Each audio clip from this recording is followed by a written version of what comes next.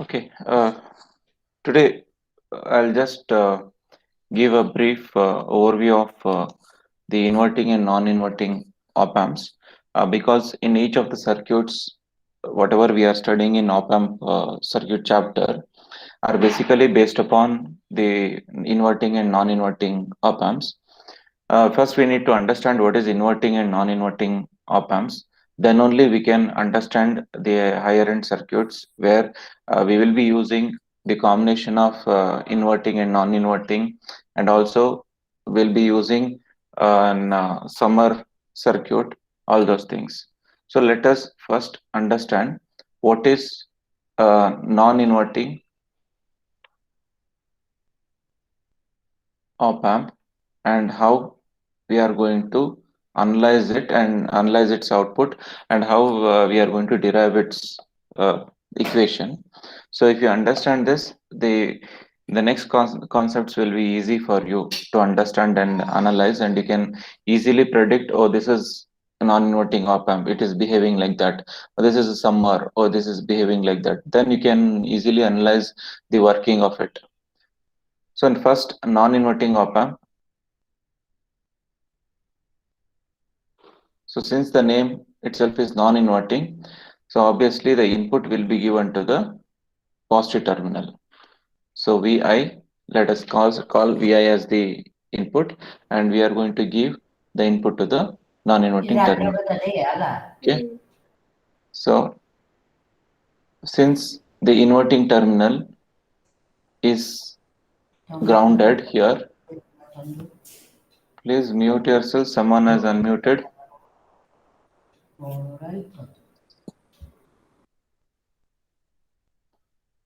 R2, R1, or we can take it as RF, feedback resistance. This is the V0, and this is the virtual ground G and Vi. So we know that the virtual ground in the virtual ground concept, the node which is present in the inverting terminal, which we call it as a virtual ground, that will be always following the voltage which is appearing across the non-inverting terminal. If the non-inverting terminal is given with some voltage, then the same voltage will appear across this node, even though the non-inverting terminal is grounded. Sorry, inverting terminal is grounded. I'll repeat it again. The non-inverting terminal voltage will appear across the inverting terminal's node, even though the inverting terminal is grounded. Whenever you just see this physically, then you'll feel that yes, obviously it is grounded. The voltage across this node will also be equal to zero. But if we measure it by using the measuring instruments, we can see that this node will be having the same voltage what this Vi is having. Suppose if Vi is being grounded, and let us assume that we are using a inverting op amp, and we are giving input to the negative terminal, and this is grounded. So during that time, even though in inverting terminal is being given with input, when you measure the voltage across this node, it will be showing zero. It will be just following the non-inverting terminal input. So that's why it is called as virtual ground or virtual concept or virtual ground concept. So it will be always following the non-inverting terminal voltage. If it is grounded, this will also appear as a ground. If it is having voltage, this will also have the same voltage. So this is very, very important concept which you should remember, because in every derivation of the op amps, we consider the non-inverting, sorry, the virtual ground concept. So that's why this is important. And remember, this appears to be grounded when non-inverting terminal is grounded, but it appears to be virtually grounded. That means it cannot be physically seen. Physically, it will not be grounded. Even though you ground inverting terminal, uh, the voltage across the node G will be having same voltage across whatever we are having across Vi. Suppose you are grounding non-inverting terminal and you are giving input to the inverting terminal, then also the voltage across this G will be same as the non-inverting terminal. So physically we can see that they are not connected, but virtually they appears to be connected. That's why the name virtual ground. And whenever we are going to apply the equation for the input for the output voltage, we need to consider the negative feedback and we need to apply KCL to this portion only. Even though even input is given to the inverting non-inverting terminal, but still we need to apply the KCL, Kirchhoff current law, to the inverting portion only. And always remember, you can see in many of the op amps, whatever we have discussed, the feedback is given to the inverting terminal. This is because we need to control the gain. So we need to reduce the gain based upon the applications. For that purpose, we need to use the negative feedback. By mistake, if you in exam, instead of connecting this feedback resistance to negative terminal, if you connect it to positive terminal, then it is wrong. So if you connect it to positive terminal, it will increase the gain again. Already the gain is open loop gain is 2 into 10 to the power of 5. If you connect it again the gain will increase and automatically the op amp will reach saturation. So that's why to avoid that and to control the gain, because all the applications might not require same gain. It will be depending upon the applications and the requirements. So some might need 10, some might need 100, some might need 1000. So based upon that, we need to design the gain for the particular op amp by properly choosing the feedback resistance. Now coming to this, so in order to find an equation for the output voltage, we need to apply the KCL at node G. KCL at G. So let us take the current which is coming here is I1 and current which is going here is I2, or we'll take, okay, I will take it as IF since it is flowing through RF. Now according to the Kirchhoff current law, current entering a node is equal to current leaving the node. But here what happens is, since the input impedance of this op amp is very high, ideally we tell it is infinite. And for derivations and all, we consider ideal op amp only. So ideally, if input impedance is infinity, obviously no current will flow through the inverting terminal. So the entire current will be flowing through the feedback resistance. So from that, we write I1 is equal to IF. Current entering is I1, current leaving is IF, and no current will flow through inverting terminal. But practically speaking, it is going to have some amount of current will be flowing through inverting terminal also. But since you know that inverting terminal or positive terminal or negative terminal, you know that internally they are connected to the base of the transistors. When we studied the internal structure, they are connected to the base of the transistor. And you know that base of the transistor is very lightly doped. Due to that, the current is in microamps. So microampere current is almost negligible when you compare milliamperes of current, which is going to flow through R1 and RF. So considering that, we assume that the current through the inverting terminal is 0. After writing I1 is equal to IF, current entering is equal to current leaving, let us write this in terms of voltage and resistance. So the voltage at this point is 0 and the voltage at this point, let us take it as VG. The voltage at virtual ground is VG. So 0 minus Vg divided by R1, that is equal to IF. So IF is the current which is flowing between through the RF, and RF is lying between two voltages. One is Vg and another one is V0. So this is V0 voltage. So it is going to take the potential difference between the two ends. So Vg minus V0 divided by RF. Now, since we know that from virtual ground concept, we know Vg is equal to Vi. So in the next part, minus Vg divided by R1 is equal to Vg minus V naught by Rf. So Vg is nothing but Vi. So minus Vi by R1 is equal to Vi minus V naught divided by Rf. Okay.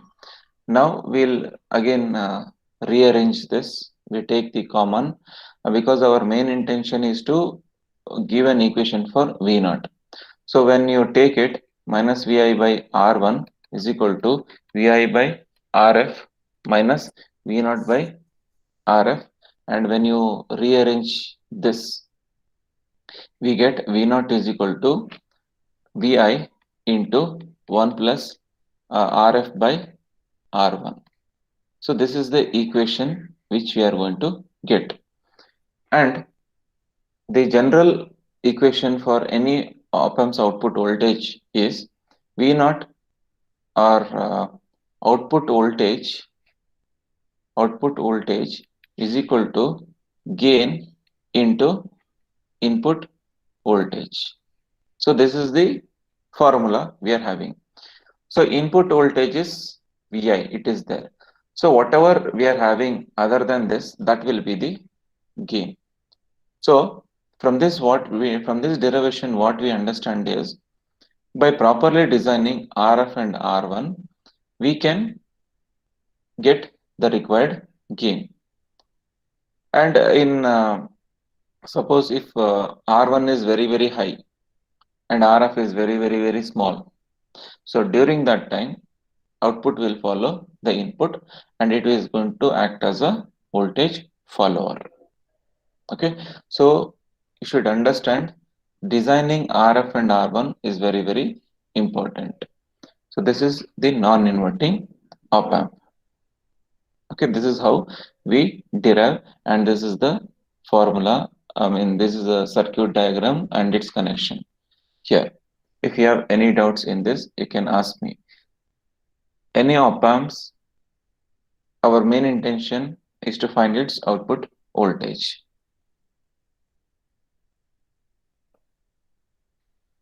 After this, we are having the inverting op amp.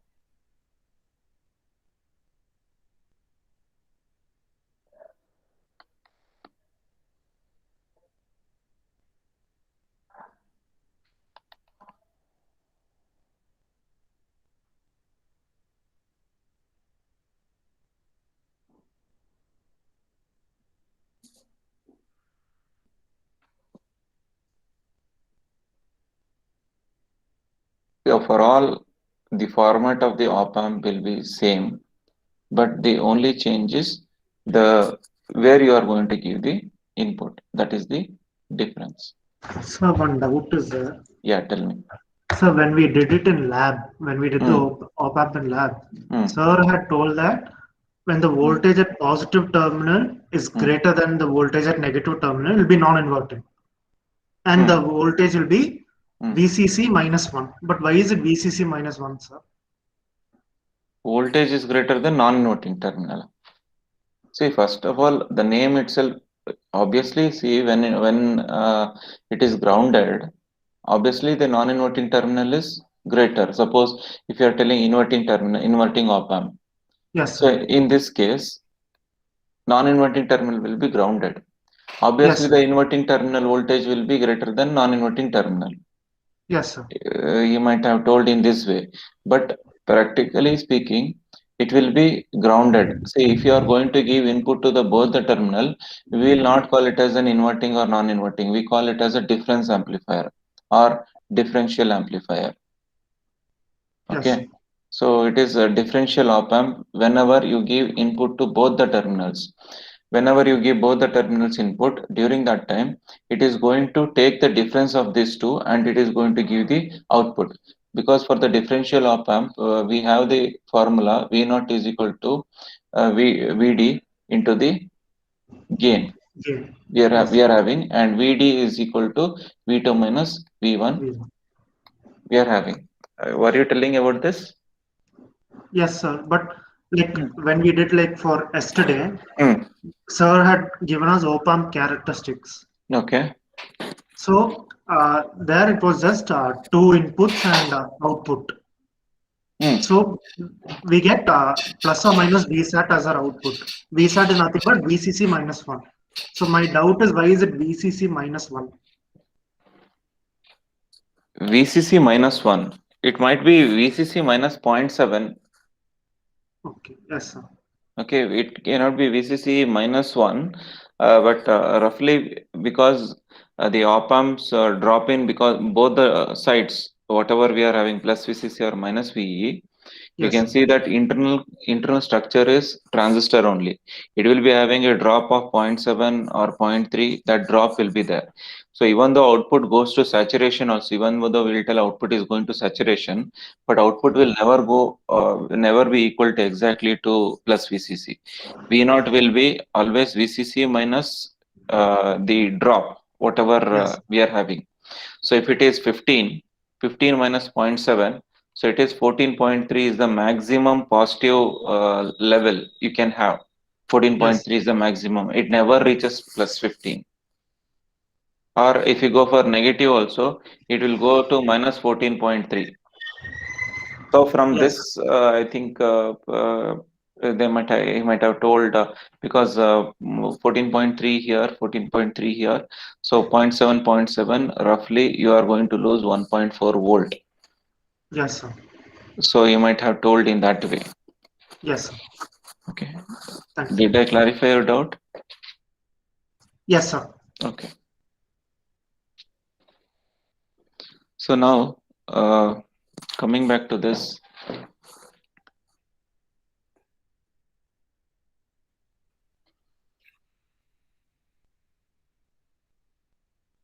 so here we are giving the input to the inverting terminal and non-inverting terminal is considered to be grounded.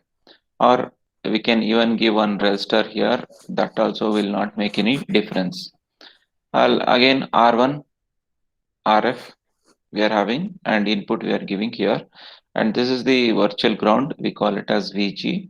Since the non-inverting terminal is grounded here, VG will be acting at 0 volt even though input voltage is given to the this node, but still because of virtual ground concept and it is behaving virtually grounded, the voltage across this node will be equal to 0 volt.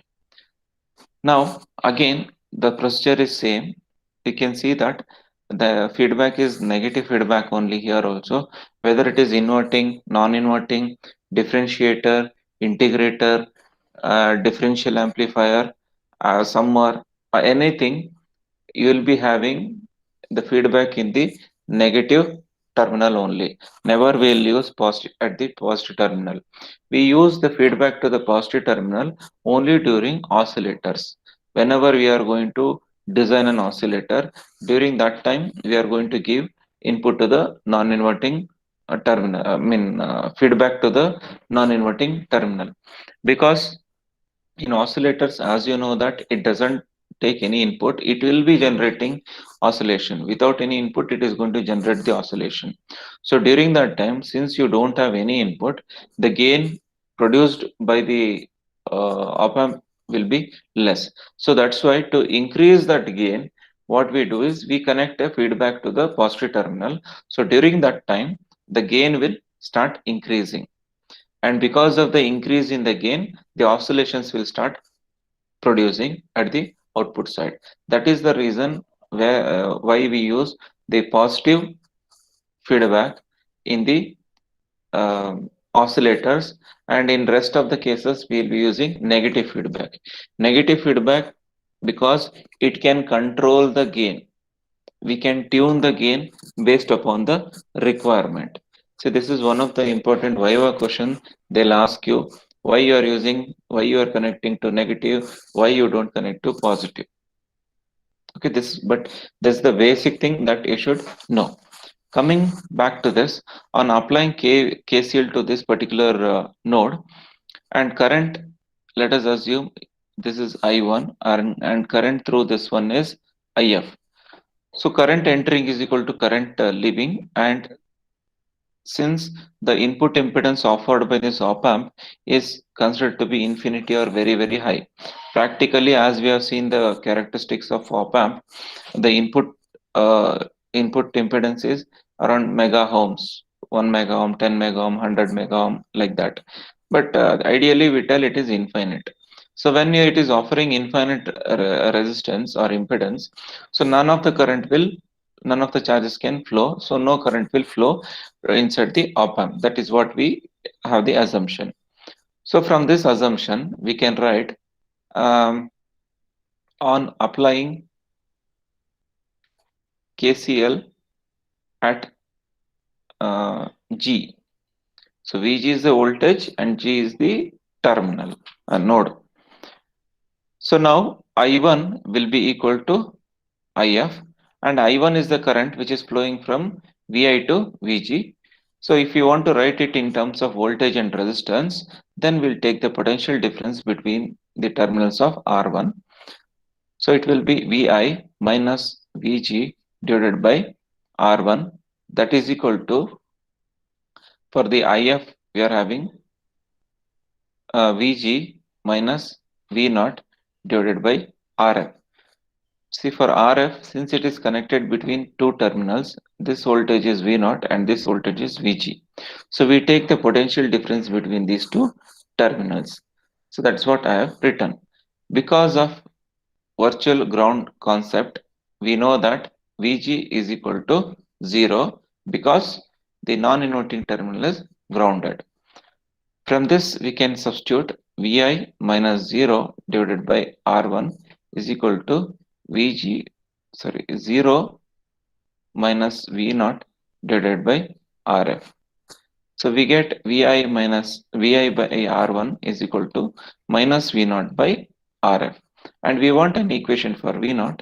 If you rearrange this, we get V0 is equal to minus Rf by R1 into Vi. So this is the equation for inverting op amp. See here again, when you compare this with the general formula of op amp output, this is the input voltage, this is the gain. So Rf by R1 in this op amp is going to decide the gain. If you are having Rf as 100 kilo ohm and R1 as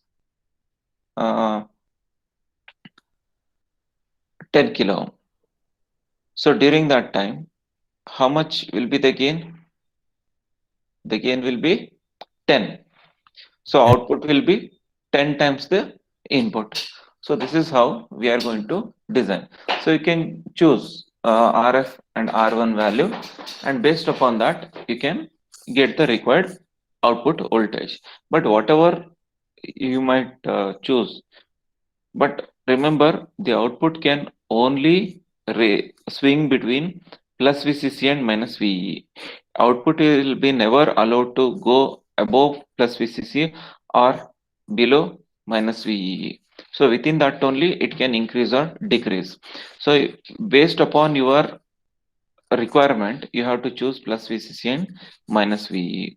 If you are looking for 8 volts, then obviously plus VCC and minus VE should be plus 5 volt minus 5 volt.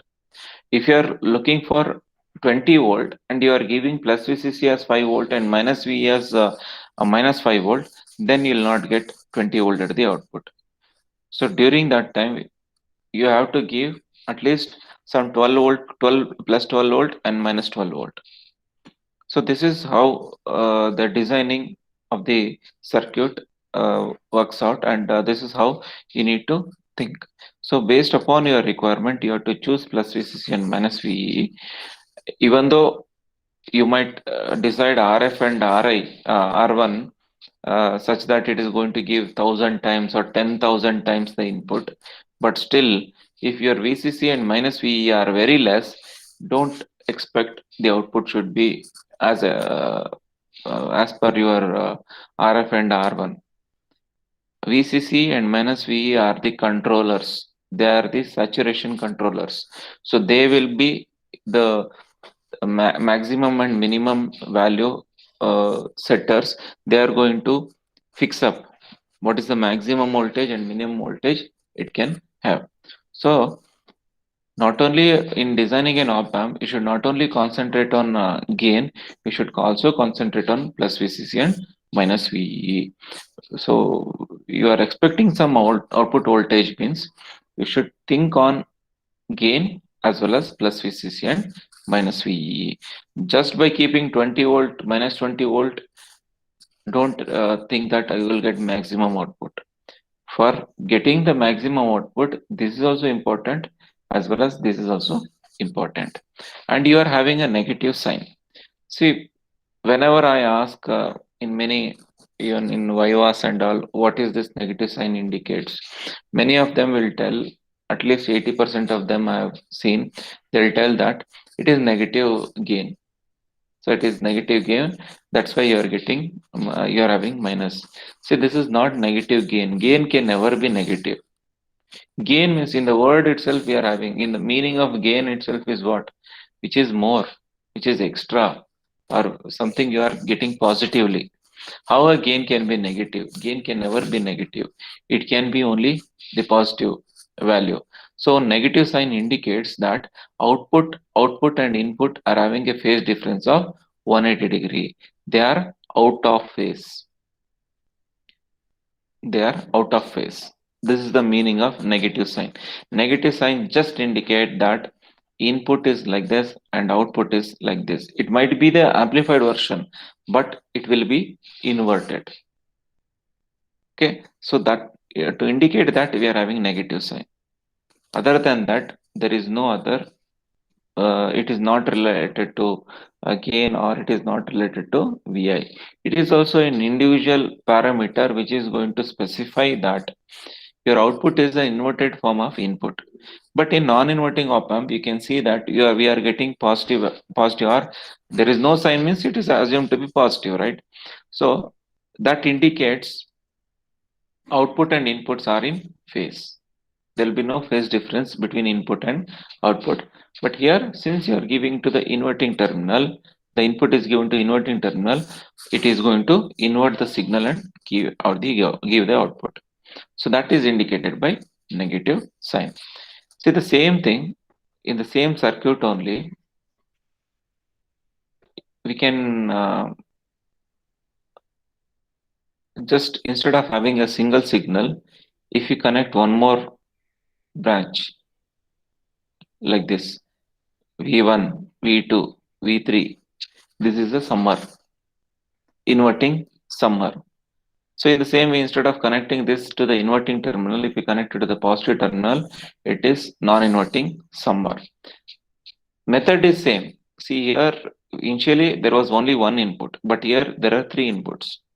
The duty of inverting summer is to first add up all the signal, given input signal, then add some gain to it and give the output. So in this case, just I1, I2, I3 we are having. Same, applying KCL at VG. So the current entering is equal to current leaving. I1 plus I2 plus I3 is equal to IF. I1, it is the voltage between V1 and VG by R1. V2 minus VG by R2. V3 minus VG by R3. That is equal to VG minus V0 divided by RF. So after that, we should keep on simplifying it. And as we know, VG is 0, VG is 0, VG is 0. If you simplify this, we will be arriving at an equation minus RF by R into V1 plus V2 plus V3. See here, what we do is we assume that R1 is equal to R2 is equal to R3 is equal to R. And there is no rule that all this resistance should be same. If resistance are different, no issue. It will be V1 by R1, V2 by R2, V3 by R3. That's it. If resistance are same, take the common out. Okay, this is how the inverting summer works. So these are all the basic things which you should know before going on to the higher end circuits, so that you can easily analyze the working. There is nothing to by heart here.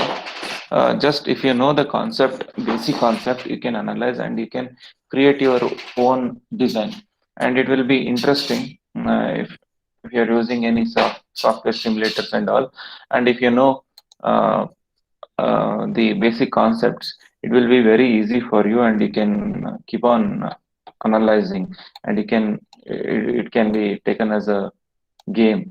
So you can keep on adding different components and you can analyze it. So coming to the our topic,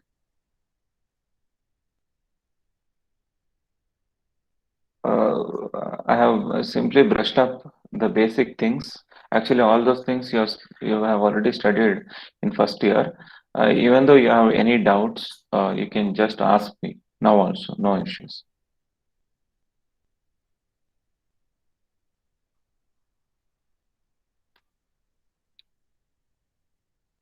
So next is non-saturating half-wave rectifier. See, in the non-saturating half-wave rectifier, whatever we are discussing now, you can see here the input is given to the inverting terminal and non-inverting terminal is grounded. Obviously, to this, okay, let us first analyze. I was about to tell the formula. First, let us analyze. Input is given to the inverting terminal. Now, let us assume that the positive half cycle is given to this. So when positive half cycle is given to this inverting terminal, what it will do at the output side? It will invert, right? When you are giving positive, it is going to invert. The signal, whatever we will be getting here, will be inverted form. Okay. And now the same input is even given to these two terminals. When a positive signal is being given here, what happens to this diode? This diode will get forward biased. This diode will get forward biased. And so that it is going to act as a short circuit. But still, you can see that since it is the output is inverted form, what happens to the diode when an inverted signal or a negative half cycle is given to the anode terminal of a diode?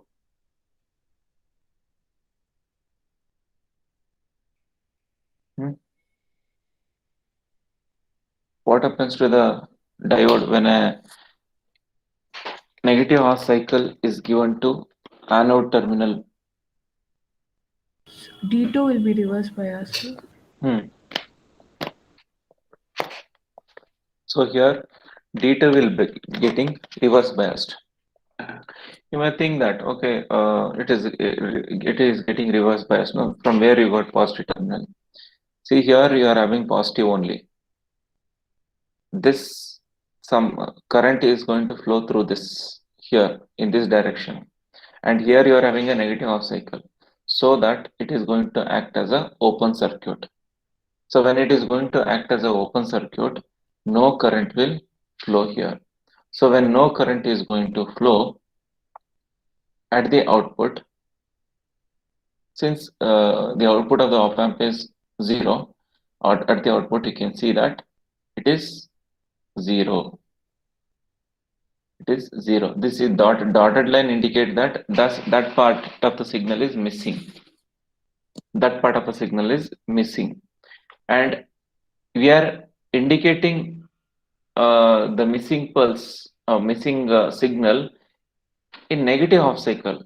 Can you tell me why we are indicating it in negative half cycle? Here actually we are giving the positive half cycle, but here we are indicating that negative half cycle is missing. So because it's an inverting, we're giving it to the inverting terminal. So the output will get inverted now, sir. Yeah, good.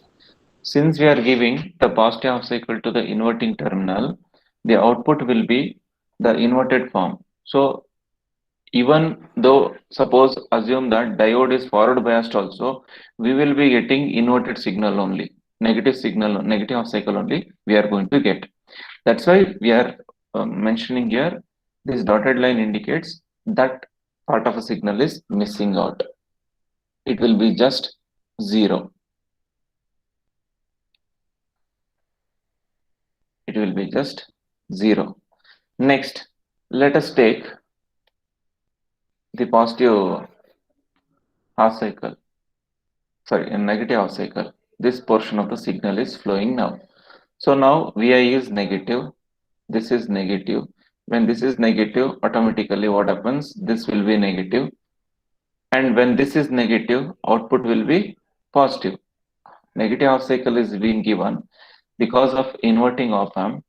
Output will be output of this op amp will be inverted, and at this point you'll get positive signal. But since this diode is connected to this point where we are giving negative half cycle, this diode now becomes open circuit, or it becomes reverse biased, because this is positive and this is negative. It is going to be reverse biased. Now this diode D2, since you are giving a positive half cycle here, this diode will get forward biased.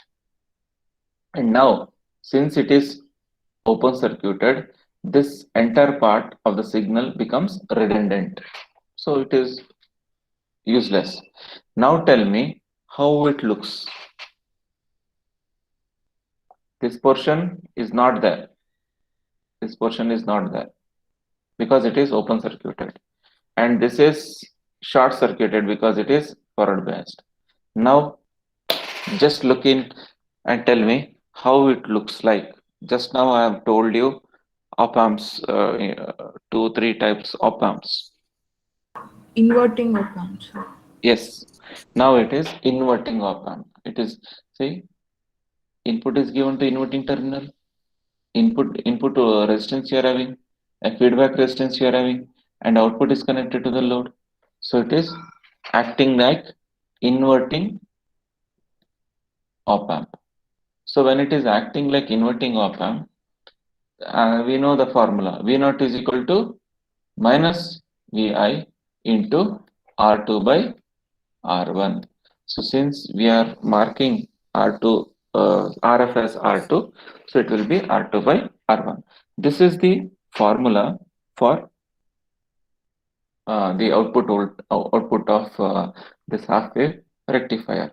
So here you can observe that this circuit is not only rectifying, it is also amplifying. Rectification as well as amplification, both are going to take place. Since rectifier means, as you know, it is going to convert AC to DC, but at the first level, before adding a filter circuit, that is capacitor filter or inductive filter, we are going to get the output like this only, right? After passing this to the filter circuit, capacitor filter circuit and all, then we are going to get the output like this, and again we are going to pass it through regulator, then we will be getting the output almost equal to DC. This is the process which happens. So whatever you are getting here, that is the rectified output, since it contains ripple. Sorry, what do you mean by ripple? Unwanted AC components, sir. Yes, unwanted AC component which are present in the DC output is known as ripple. Since it contains AC plus DC signal together, we are having this wave shape. So in further case, to filter out the AC signal, we are going to pass it through filters, and that process is different. But this is the half wave rectified output. So by properly designing R2 and R1, we can get higher gain. So if you, in order to get the gain, you need to keep always R2 greater than R1. See, suppose R1 is greater than R2, during that time, this is going to act as attenuator. Attenuator means reduction in the gain.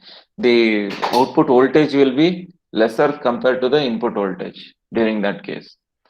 So always you should maintain R2 greater than R1 so that it will be acting like an amplifier with some gain.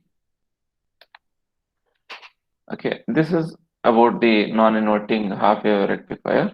To this, we have a design where it will be asked in the problems and all. So in module 4 and 5, wherever I'm telling design, their steps are very, very important. If you just follow the steps, the same steps need to be used in problems. Excuse me, sir. Yes, Sir, I have a doubt. yes, Um, sir. what is the role of D1, sir? Yeah, here basically D1 is used because if you are not going to use the D1, then it will be difficult for making the D2 reverse biased. For that purpose, we are going to use, even though sometimes we can ignore D1, uh, then we can even we can ignore D1 also and we can use this circuit. But to have some and to avoid the saturation level of this op amp, we are going to use D1. That is what the reason here is. Because that's why the name we are having non-saturating. That means the output will never saturate. It will not allow the output to go to saturation. So whenever you are going to have non-saturation point, during that time we use a diode. Anyhow, we are using feedback resistance here, but that feedback resistance is connected with the output. But here, since we need a feedback part, output in the sense, we can see that it is connecting after this diode. But we need some connection between the inverting terminal and output of the op amp directly. So that's why we are using this diode. So during first half cycle, it is going to act like short circuit and it is going to uh, reverse bias the diode. For that purpose, we are going to use this. Now, coming to the design of the circuit, in many and one thing you should remember, in many of the cases, in many of the problem, we are using MUA741 IC. Okay, that is what the standard IC which we have considered. Even the characteristics, whatever we have studied, that is ideal practical characteristics, all about MUA741. In the problem, if they are not mentioning the IC, it is understood that it is MUA741 IC. They are talking about MUA741 IC. If they are going to mention a particular IC, then obviously they need to give the values of the current and all. And the first step in this is I1, the current which is entering, I1, this one, I1 should be very much greater than IB max. See, IB max means the current what is flowing through the inverting terminal. I was telling that it is having infinite input impedance so that no current is going to flow. But still, practically, small amount of current is going to flow. And you know, from the internal structure of the op amp, this inverting terminal is directly connected to the base of the NPN or PNP transistor. So that's why we are taking IB max. Okay, don't think that how suddenly this base current came. Base current because These inputs are going to the base of the transistors only. That's why we are taking base. So I1 should be considered in such a way that it should be very, very high compared to IB max. So the standard value what we consider is 500 microamps. So these things you should remember. Next, after this, step 2 is to find out the different the resistance which we are going to consider. So if you are going to use R1, so R1 you can see that it is lying between two voltage sources. This is VG. So Vi minus Vg, since it is according to the virtual ground concept, the positive terminal is grounded. So we are going to use Vi by I1. Then we are having R2. Since R2 is lying between Vg and V0, it is lying between Vg and V0. It will be Vg minus V0 divided by I1, or you can take it as I2. So here I have taken it as I1 only because I1 is equal to I2. Since current entering is equal to current leaving, so it will be same. So we can, instead of mentioning it as I2, you can take it as I1. And also this becomes minus V0 by I1, but we are ignoring negative sign because resistance can never be negative. Okay. So you might think, so it is Vg minus V0, and why we have not written negative sign? Resistance can never be negative. Can the resistance be negative? Anywhere you have seen that is minus 20 ohm, minus 50 kilo ohm, like that anywhere? No, right? Because the resistance doesn't have any polarity. So we take it as V0 by I1. Even though we get negative, we ignore it and V0 by I1. And R3 will be selected in such a way that R3 will be equal to the effective resistance of R1 parallel to R2. The parallel combination of R1 R2 will be equal to R3. So it will be chosen in this way. R1 and R2, whatever the parallel combination we get, that value will be equal to R3. This is how we design R3. Coming to the drop across the diodes. So the drop across the diodes will be considered to be, it will be greater than VCC minus of minus VEE in this level. This is drop in the sense, don't assume that internal drop. The voltage which will be appearing across it, that is what the drop here is. Don't consider it as internal the knee voltage or cutting voltage. It is the voltage which is going to appear across the diode. After that, we are having one more thing, reverse recovery time. May I know what is reverse recovery time? Anybody?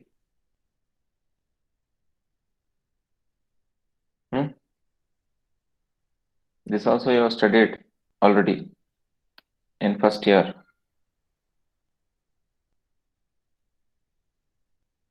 What is reverse recovery time?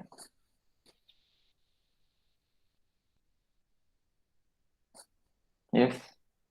No one. Just try now. What is reverse recovery time? Sir, it's the time required for it to go from reverse bias to forward bias if the polarity is changed. Okay. Any other answers?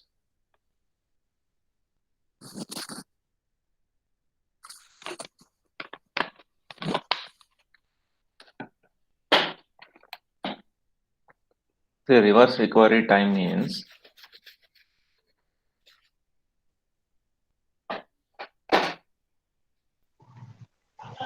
So current that flows backwards when there's a forward current, sir.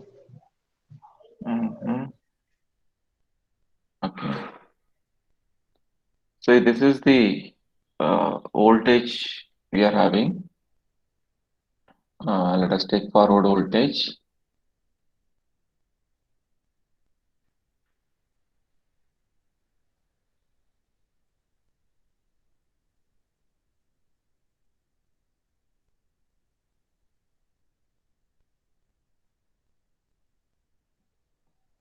This is the current.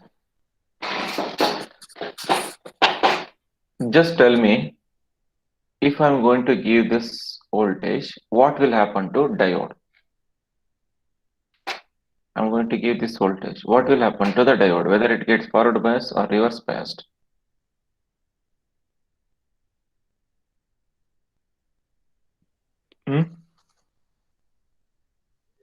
Forward bias, sir.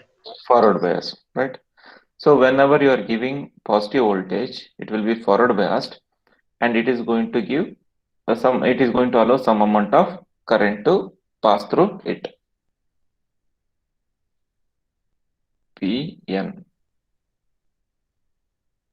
So current will be flowing through this like this. What we do is, see, initially it will be forward biased. What I will do is, suddenly I'm going to make it reverse biased by giving a negative signal.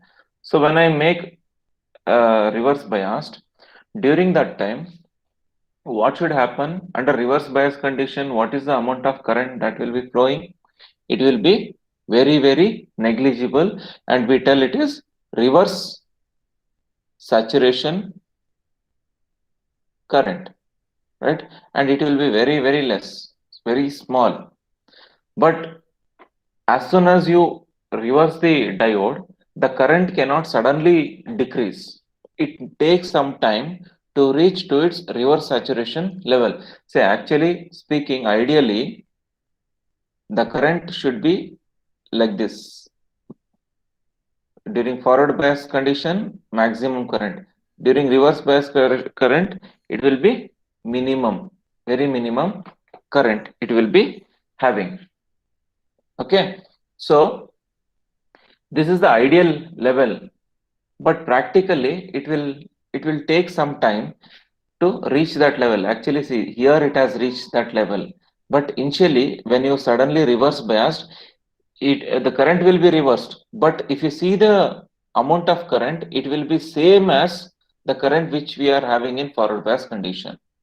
Both forward and the reverse bias condition current will be same. Direction will be different, but the current will be same. After that, it takes some time and slowly start decreasing, and it will reach the reverse saturation level. This happens because whenever it is forward bias, the charges are easily flowing across the junction, and some of the charges are already stuck in the junction and they're about to pass. Suddenly, when you reverse bias, those charges cannot come back. Obviously, they have to move forward. So during that time, because of the presence of such charges across the junction, there will be still some amount of current, because of which diode takes some amount of time to reach to its minimum current level or reverse saturation level. Time taken by the diode to reach to its reverse saturation level is known as reverse recovery time. And this reverse recovery time is 1/10 of the total time period of the input signal. So even this TRR is also very important parameter in the design of the op-amp circuit. So this is about the design part. So next we'll continue the other part in the next class.